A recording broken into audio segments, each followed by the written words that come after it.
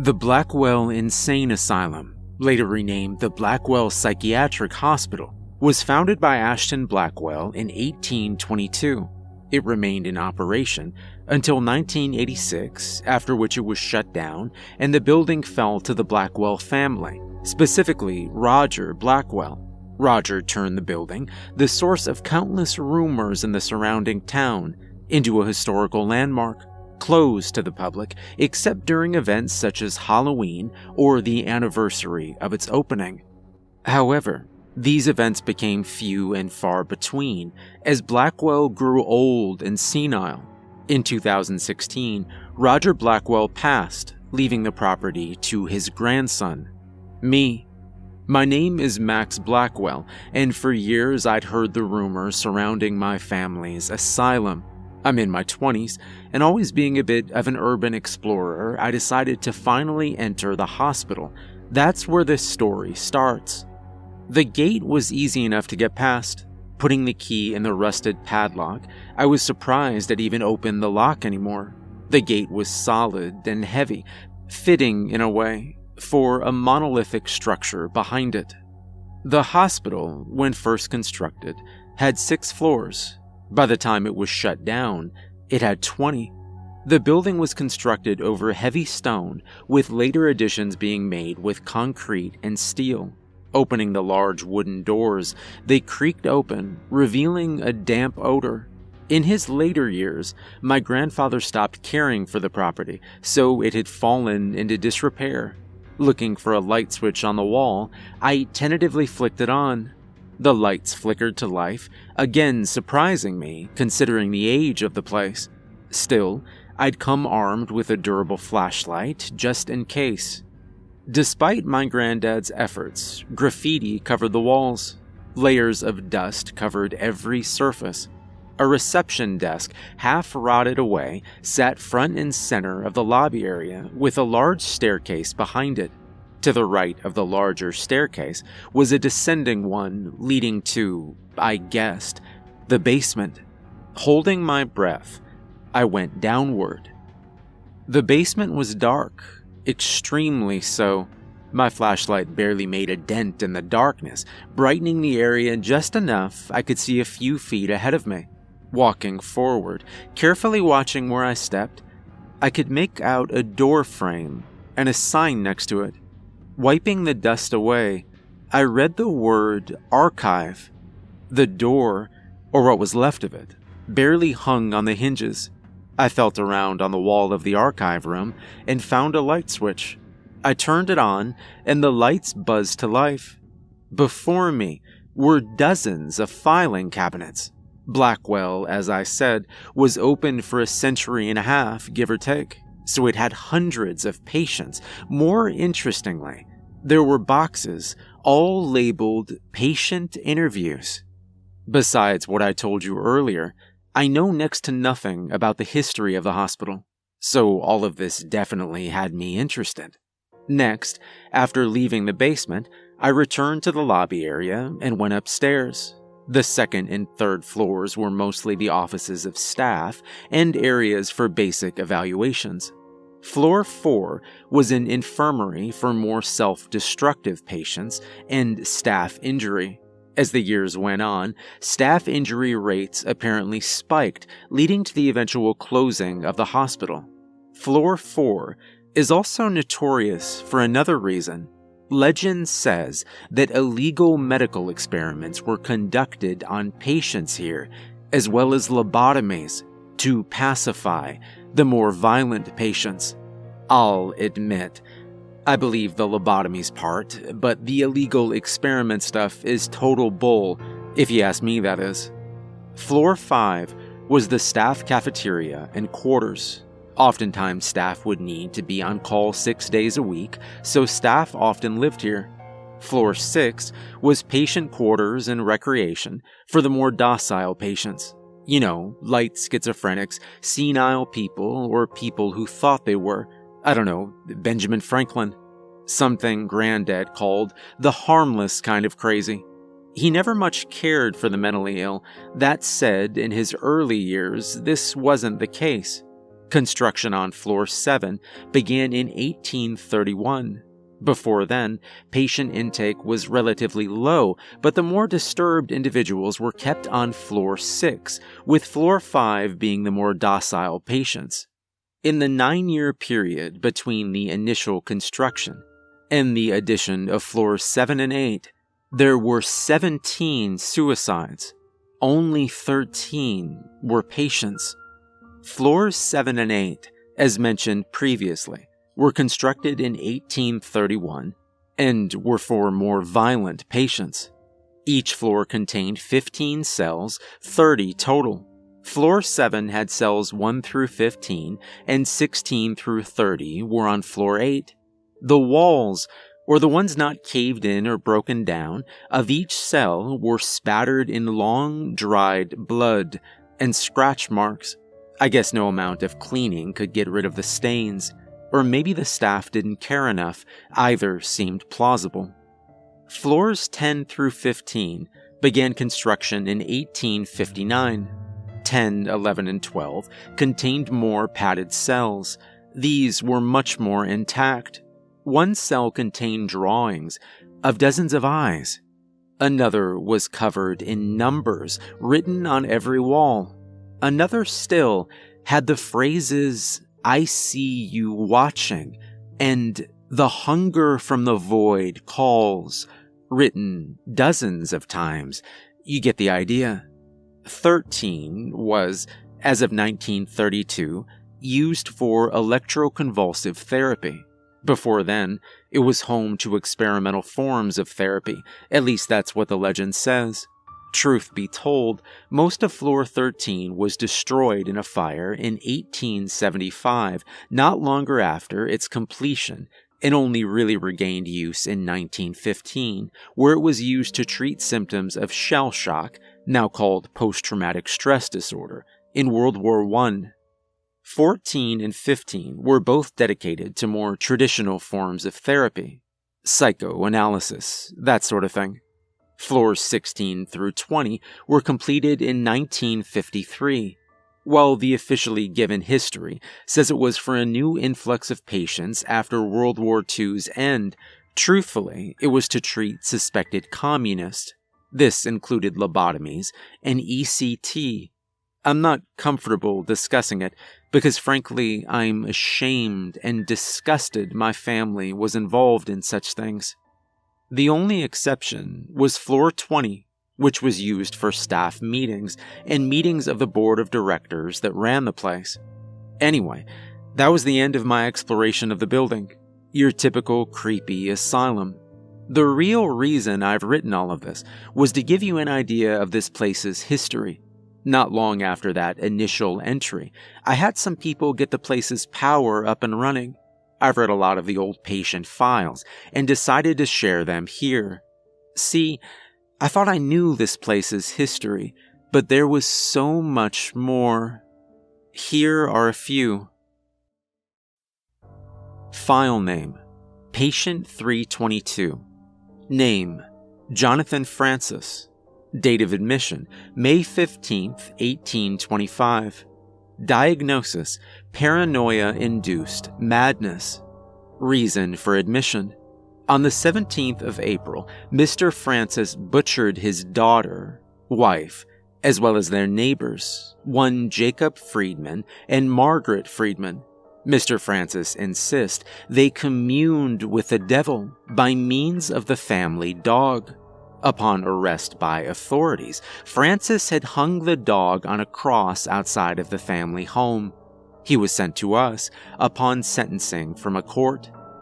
Recommendation for treatment: isolation from other patients. Patient is to be fed, but interaction is forbidden. Staff are permitted to harm patient in order to get decorum from the patient. File name: Patient 465. Name: Matthew Ladson. Date of admission: June 15th, 1825. Diagnosis: paranoia-induced madness.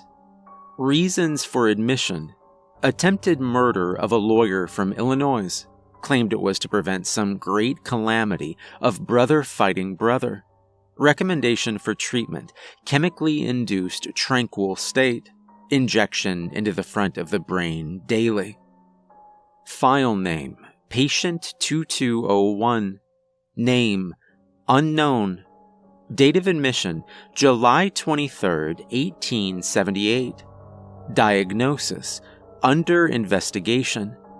Reasons for admission: patient claims to be under the influence of a deity he refers to as the Void.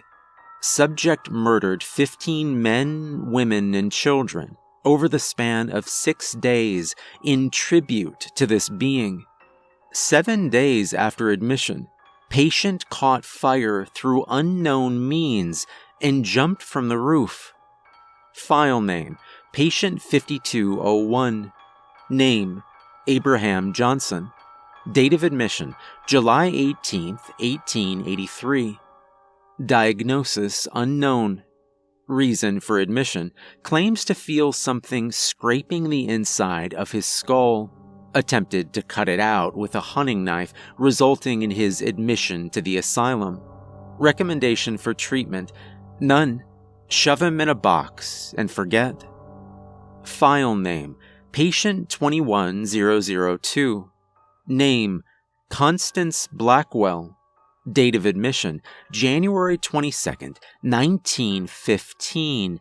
Diagnosis: madness.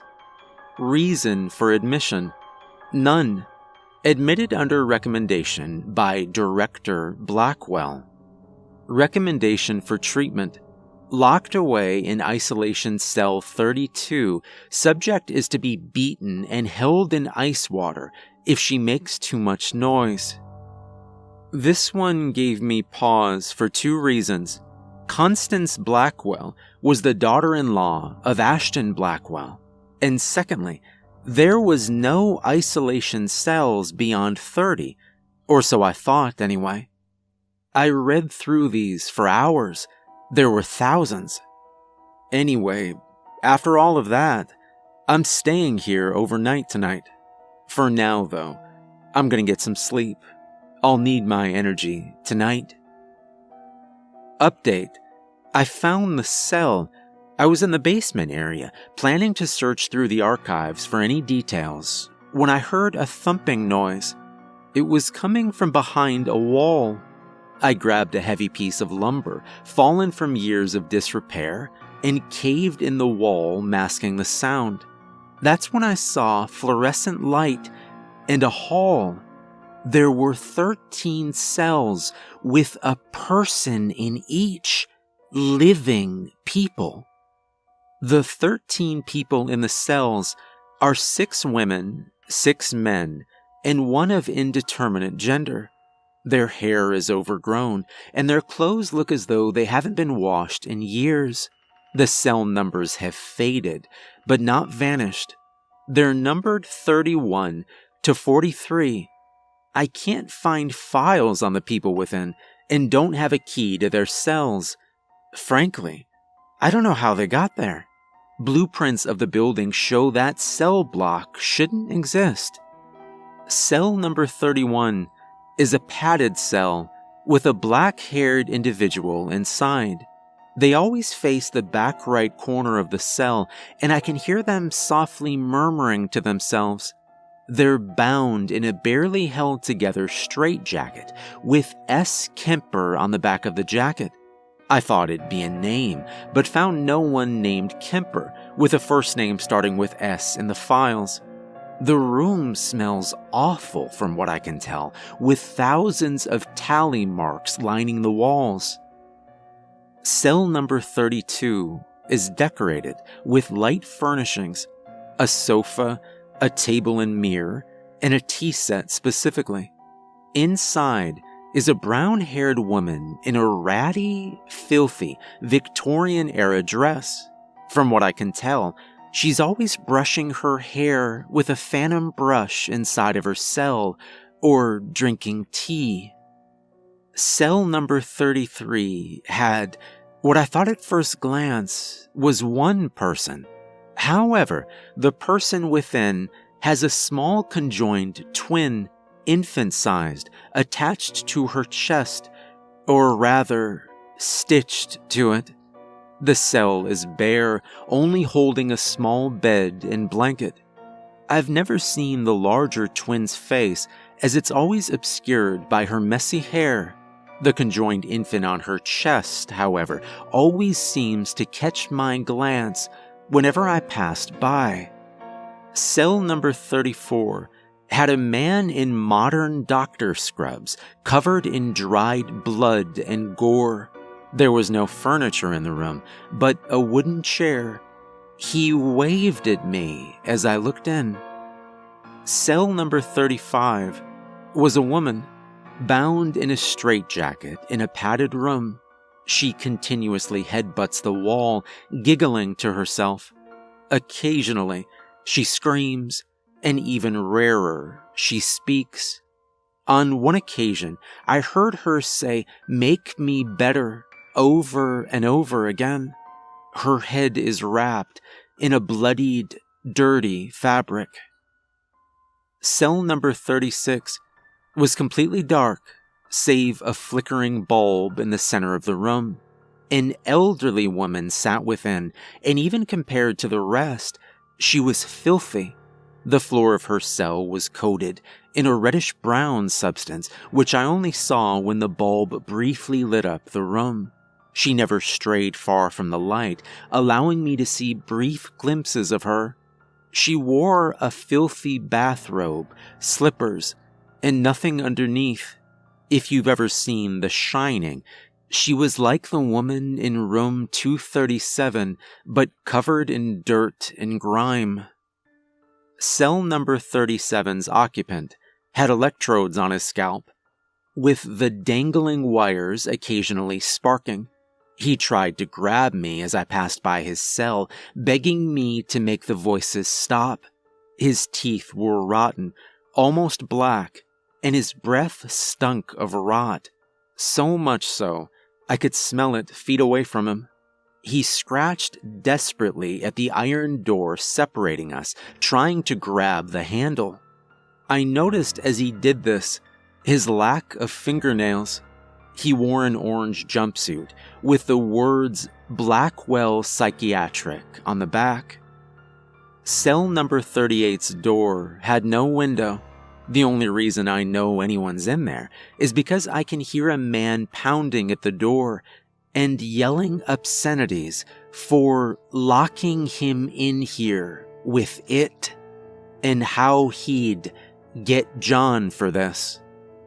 Cell number 39 had a young boy wearing a red cape and pajamas. He stared at me with dead eyes behind black hair. His room was covered in newspaper clippings over the typical padding of an asylum cell. He creeped me out more than the others for a reason I can't place, so I didn't look long. Cell number 40 was a morbidly obese man strapped to the wall. His cell was splattered with dried blood and bones. He grinned with yellow teeth as he noticed me. He said something in a foreign language, maybe French, and struggled against his restraints.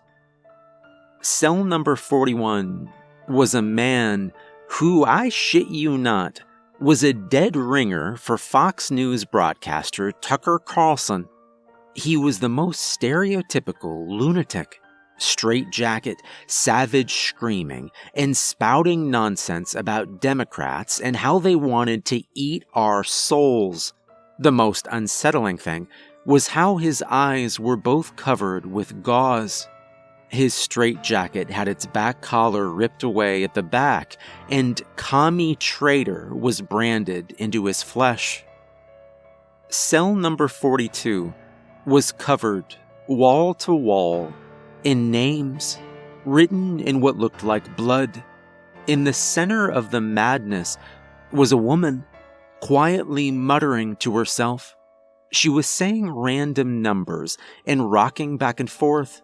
She looked in my direction, and I could make out her eyes were a milky white. She then changed to a different set of numbers, and she occasionally said my name. Cell number 43, finally, was an emaciated woman. Her head was shaved completely bald. She looked like she hadn't eaten in weeks. Her skeleton's frame was clearly visible. She looked up at me as I passed, and I noticed a small wound just above her eye. "Food. Time for food," she said in a trembling voice. She tried to come to the door, but was shackled to the wall. It was as she did, the lights in the hall died. I heard mad laughing as they did, and one of the men said gleefully, "We're gonna get you. We're gonna get you," in a sing-song voice. I ran down the hall as fast as I could, out of the basement, and locked the door shut behind me.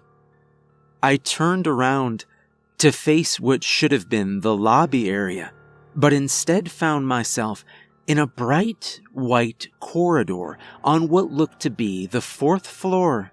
It seemed cleaner, with the walls absolutely spotless. I heard screaming from down the hall and, against my better judgment, ran to the source. It was a patient medical treatment room. I swung the door open and I saw nothing. It was the same disheveled, abandoned room, scattered with rat shit that I'd seen on previous excursions.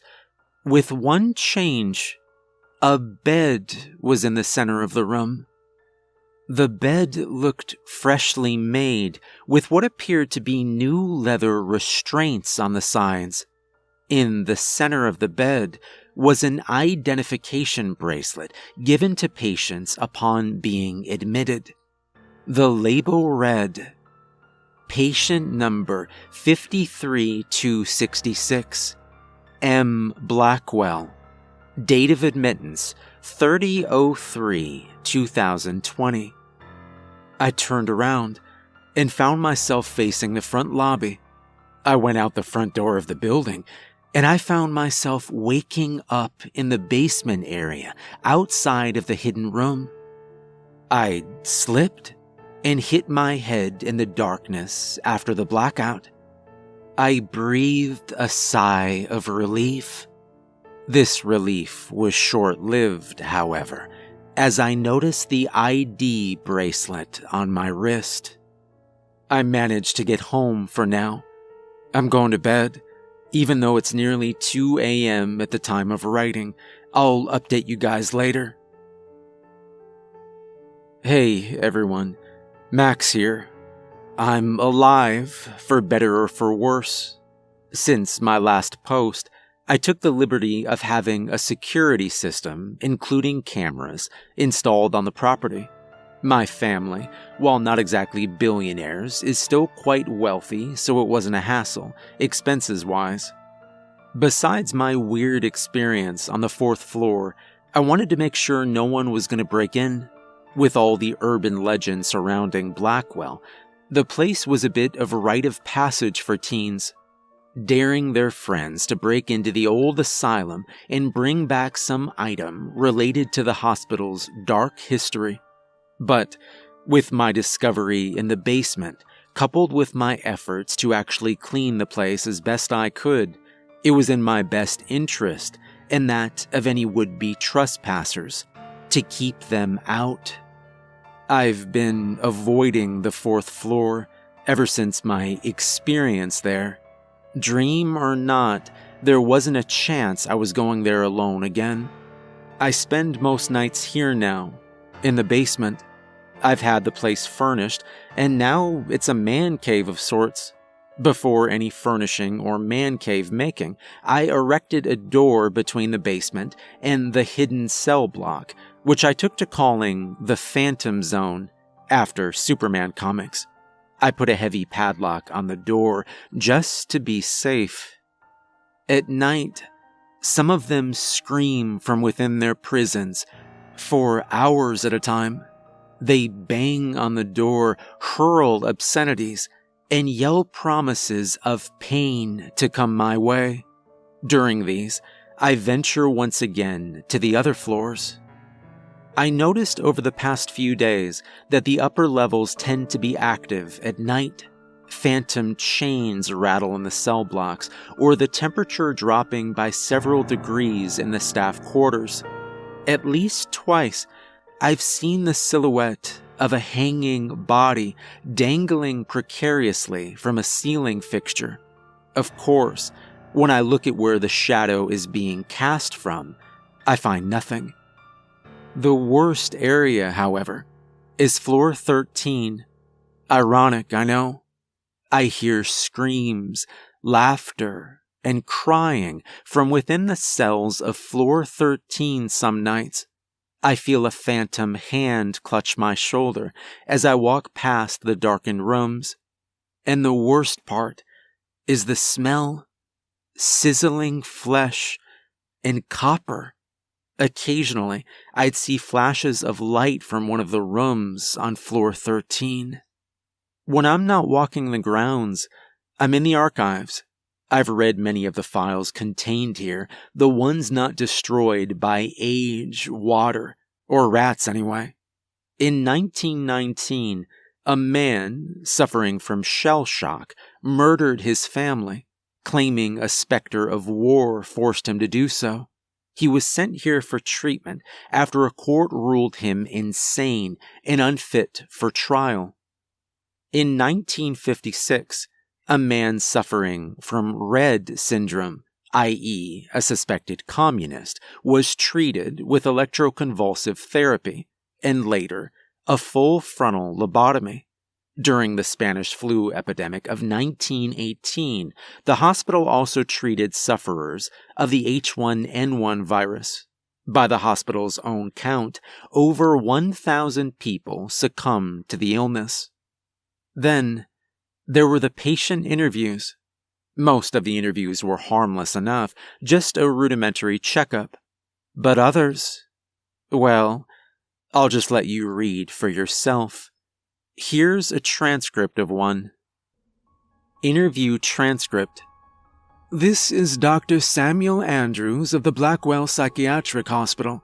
The date is October 14th, 1934.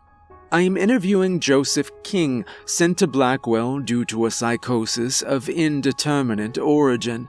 Good morning, Mr. King. Patient remains silent. All right then, Joseph. At the end of our last session, you mentioned a living shadow.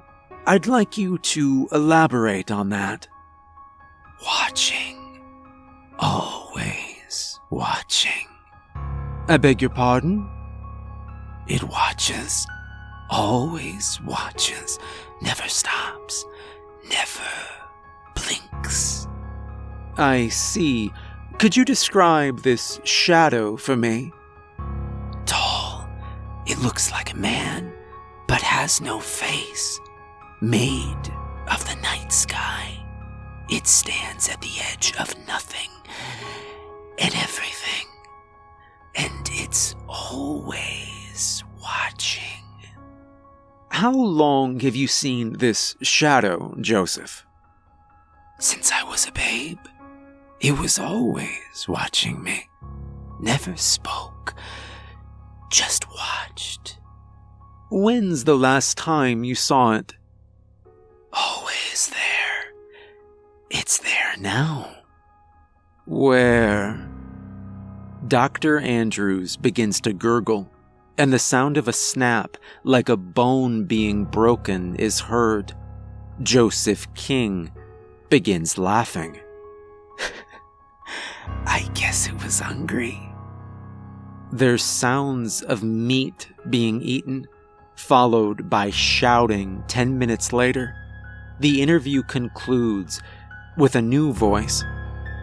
Cause of death was the breaking of the neck at the base of the skull. We still don't know how Joseph King did it, as he was in restraints when we found him. He claims a shadow did it. I recommend to be given electroconvulsive therapy, and if no improvement is seen within 3 months or so, euthanasia. I shall bring this to Director Blackwell at once. We're still looking for the missing parts of Dr. Andrews." The tape ends there. After hearing this, I did some digging through the archives, but found no records of Joseph King having ever been treated here. Oh, I managed to get the elevator working, so no more having to walk flights of stairs to patrol each floor. Gotta find silver linings, you know? Also, helps me keep the place somewhat clean. I was up on floor 5, getting some sleep, when I was awoken by a loud crash, then a blood-curdling scream. I ran out of the former staff quarters to the hall and found myself once again in a stark white hallway. This time, however, I was on floor 13, as indicated by a plaque by the door leading to the stairwell. A figure wearing a nurse's uniform exited the room behind me. I assume it was a woman, but her face was smudged for lack of a better term. It was like someone had painted her, then smeared her face with her thumb. It's hard to describe. She grabbed my arm roughly, and it was then I noticed I was in a patient gown. Screams filled the hall as she led me to the elevator. I found myself unable to break away from her grip. The doors opened, revealing 2 more figures, seemingly large males. They forcibly shoved me on a gurney and tightened the restraints so much I could feel my wrist start to bleed from the pressure. She pressed a button. Floor 4. The elevator began descending, and the beings began conversing. I can't understand what they said. It's like they were spouting gibberish with inflections of tone indicating conversation. The elevator dinged, indicating we arrived at our destination. She wheeled me out with aid from the 2 men. They led me down the hall and turned me into a medical office. Another figure in a blood-spattered apron and lab coat nodded towards the nurse and the men, who then left. He then said something to me, or I think he did. It was more gibberish. He picked up a small metal spike and hammer from a table. I heard more screams, but now they were mixed in with laughter. He placed the spike above my eyebrow. I struggled. I begged him to stop, but he either didn't hear me or didn't care. He brought the hammer down, and I felt the spike pierce my skull. I let out a scream. The pain stopped, but I felt blood trickle down my forehead. I was back in the room on floor 5, standing upright. My clothes were replaced by a dirty, barely held together patient gown. I began running down to the basement to grab my stuff. I was going to leave right then, but I paused in the midst of my panic. I felt a breeze and heard the giggles of the 13. The door was open. I'd locked it shut. I was sure of that. I looked into the room for any signs of intruders, but the hall and its cells were untouched. Or so I thought. Because as I investigated and made sure all the cells were locked, I noticed cell number 34, while still locked, was empty. I didn't bother to investigate further. I ran up the stairs of the basement and flung the front door open with all of my might. But instead of seeing the skyline of the town below, I instead found myself staring down a stark white corridor. I almost vomited and felt my heart beating rapidly. My phone began ringing, bringing me out of my fear-induced haze. It was an unknown caller. Hesitantly, I put the phone to my ear, hearing raspy breathing as I did so. "Hello?" My own voice responded, "There's no way out." Then it hung up. The front door slammed shut in front of me. I tried to open it, but it wouldn't budge.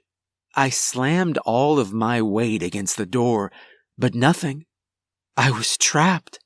I pounded desperately on the door, screaming for help. I tried calling 911, but the line was busy.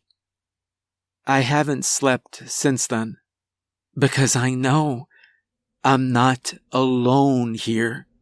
If you guys have any ideas, I'd love to hear them. I don't know what to do. My phone's battery is getting low, so I'll update you guys later. The place still has power, so I can at least charge it. Silver linings, right? Day 2 of being trapped in Blackwell. Or, I assume it's day 2. It's, according to my phone, 11 a.m., but the sun hasn't come up. I haven't slept since last night. I've holed up in floor 9. It has no dark history as far as I'm aware. I've rationed what little food I had, but I still only have enough for a few days at most. Occasionally, I'll hear a door slam or a scream from another floor. Sometimes, out of the corner of my eye, I'll see movement, a shadow that isn't there, or a flash of blue light. I'll hear a voice whisper, "Help us," in my ear. I've seen cell number 34's escapee, who I've taken to calling Doc. He walks the halls, humming a tune to himself. He occasionally says something to himself, but I can never understand it. Today, when I was using the elevator, I noticed there were now 25 floors, according to the elevator buttons. I'm still debating going to those floors. That's not the only change. By my count, there are now 150 cells on floors 7 and 8, 300 in total, all empty. The stairwell connecting each floor, meanwhile, seems downright endless, and I can hear a young girl crying at the bottom. I can still use it to traverse the building, but it loops, it seems like. I've gone down 30 flights today, and once I hit the bottom floor, it looped back to floor 25. I stepped out at floor 20 and went down via elevator. I'm gonna try to get some rest on floor 9. Sorry to cut this update short. Max here. Sorry, I didn't realize how many days it'd been since I posted. Time in here, it flows differently. I'm still stuck in this damned asylum. Some of you think it's some otherworldly force carrying out vengeance on my family through me. And well, I haven't entirely discredited that theory in my head. What food I had is almost gone. Some of it has started to spoil. The building's heating system doesn't turn on anymore, and it gets cold here at night. Like a meat locker. I made a controlled fire in the staff kitchen to keep warm, using paper, some old planks, and an oven's flame. 2 more cells are empty now, specifically cells 31 and 38. Curiosity got the better of me, and upon seeing the windowless cell number 38's door open, I peeked in. The walls of the room were coated with blood, entrails, and slash marks in the wall's padding. In the center was a mutilated corpse, missing all of its skin. When I exited the room, a blood trail dragged down the hall like someone was moving a body. I could swear it wasn't there before I entered the room. I found cell number 31's occupant not long after. He sat in a corner of the elevator. He didn't seem to acknowledge my presence. The lights flickered. They suddenly went out for a split second, and he was gone when they came back on. I felt a burning sensation in my forearm, a stabbing pain, like I had it in an oven coil. In my arm were 4 deep cuts. They formed a word. Hi.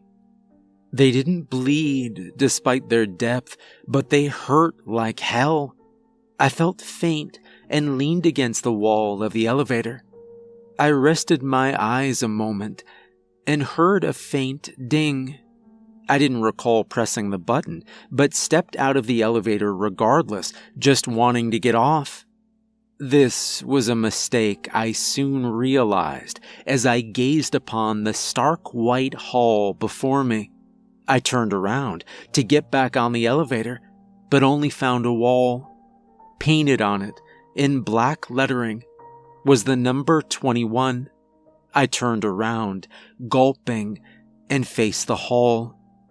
There were now people. Unlike last time, these had faces. They were all in patient gowns. Some of them had their scalps peeled back, revealing brain matter. Others had small holes above their eyebrow, leaking blood. All of them had a black fluid leaking from the holes where their eyes should have been. And they were all facing me, not moving or making any noise. I tentatively stepped down the hall, walking through the group. They never took their eyes off me. As I continued, the black liquid started pooling at their feet. They numbered in the hundreds, stretching down the hall for miles. An overwhelming sense of dread began to well in my chest as they started muttering among themselves. I began moving faster. As the fluid began filling the floor, individual puddles merging with each other, I heard movement behind me, and I broke out into a sprint. It was up to my ankles now.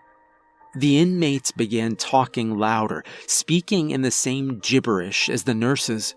The black substance was halfway to my knees, and I began struggling to keep up a quick pace. How long was this hall?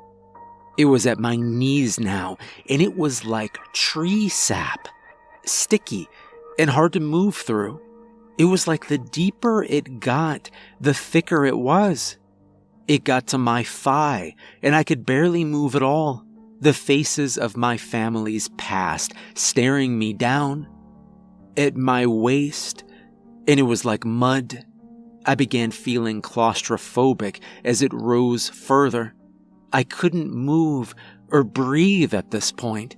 It was at my neck now, and I felt hands dragging me under.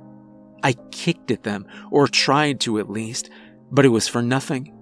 I felt it entering my mouth and nostrils, and the world around began to fade. I suddenly fell to the ground, gasping and clawing for air. I could see. I could breathe. I quickly sat up and took in my surroundings.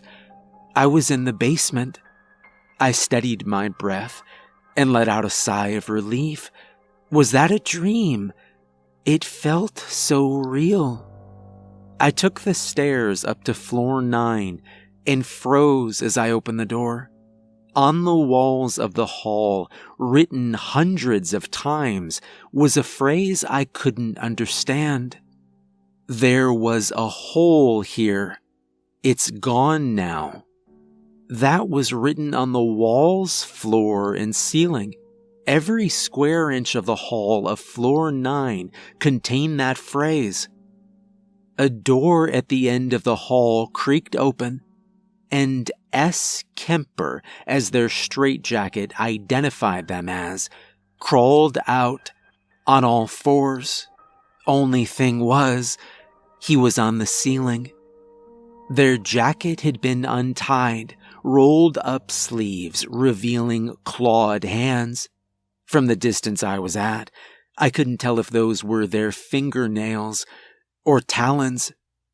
I stepped backward to leave, and the floor creaked. The being looked up and cocked its head. Kemper jumped from the ceiling to the floor below, landing on all fours, and then standing up. It grinned, curling back thin lips, revealing sharpened yellow teeth. The lights began to flicker, and suddenly shattered, raining glass around us. Kemper began sprinting towards me, and I quickly ran in the hall and slammed the door in its face. It stared through the window at me, and even this close, I couldn't make out the features of its face. It scratched the glass, spelling the word "hi." It then licked the glass, revealing a long black tongue. It rattled the handle, and I was broken from my trance.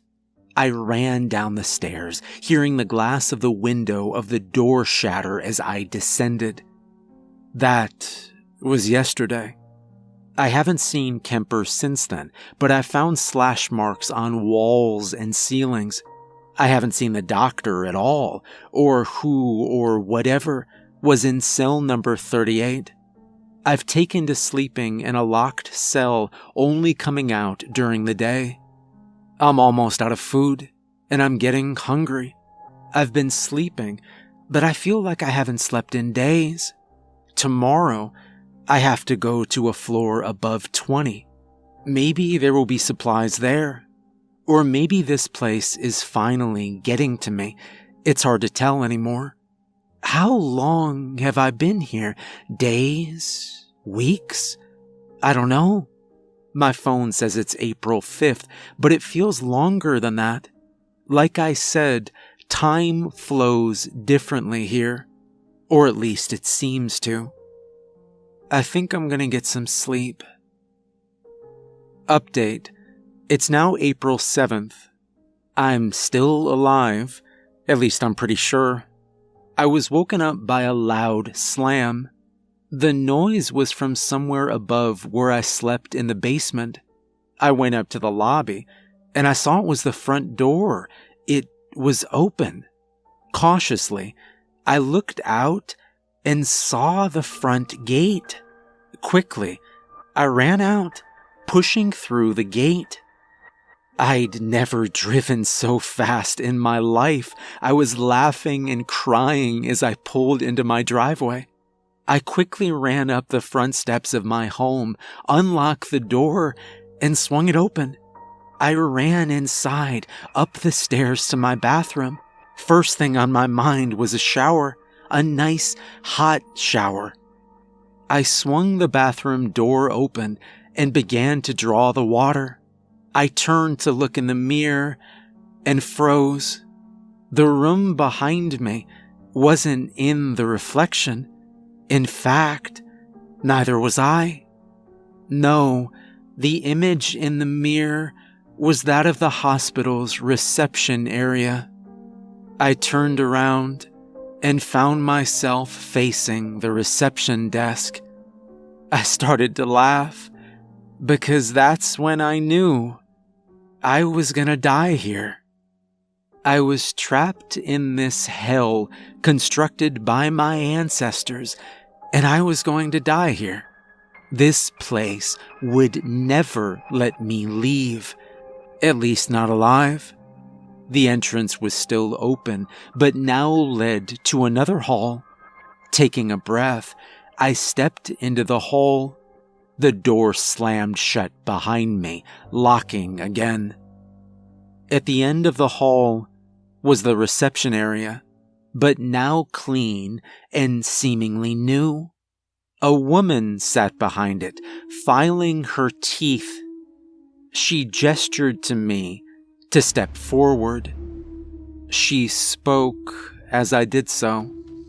Now, little one, you don't belong in this place. There was a hole here. It's gone now.